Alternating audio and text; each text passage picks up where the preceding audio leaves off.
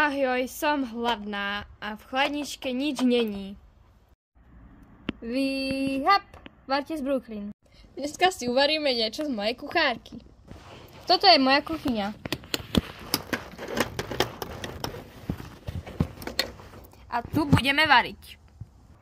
Najskôr si odpracujeme stolík, aby nám nezavadzal v našej práci. A taktiež stoličky. Teraz si moju kuchyňu presunieme sem. Rozhodla som sa, že dnes si uvaríme hrybový vývar.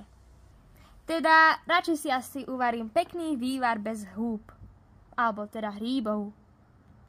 Takže, čo na to potrebujeme? Najskôr si pripravím moju misku. Pre istotu si zoberiem aj moju miešačku, ktorá mi bohužiaľ spadla. Pripravíme si do misky vodu. Načepujeme si vodu. Dobre, máme načepovanú vodu. Už tu mám aj ingrediencie. Nachádza sa tu takzvaný list, kvet žltý a kvet biely. Najskôr si ideme zohriať trochu vodu. Kým sa nám voda bude hriať, nakrájame list zelený. List mám čerstvý, natrhaný zo záhrady. List som si už pekne nakrájala. Idem sa pozrieť, či sa nám voda zohriala. Voda sa nám dobre zohriala. Pridáme tam list.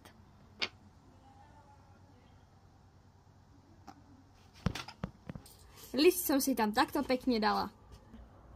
Pekne si to zamiešame. Budeme sa snažiť, aby sa nám tam dostala jeho farba. Ďalej môžeme vidieť tento kvet. Z neho je potrebný len ten jeho pekný žltý stred. Tak si ho pekne vybereme. Takto si pekne ten kvet olúpeme a vybereme to žlté z neho.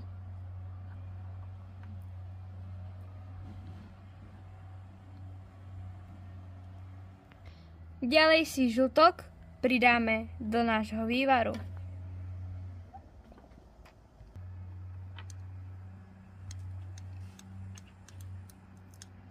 Zamiešame.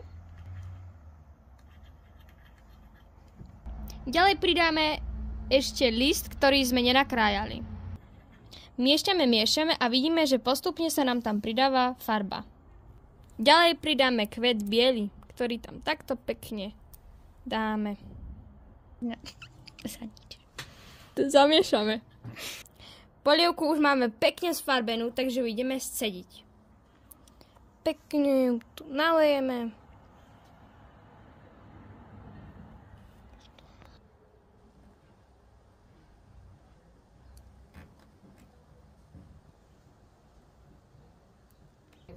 Polievku sme pekne scedili, takže tam nalejeme šťavu.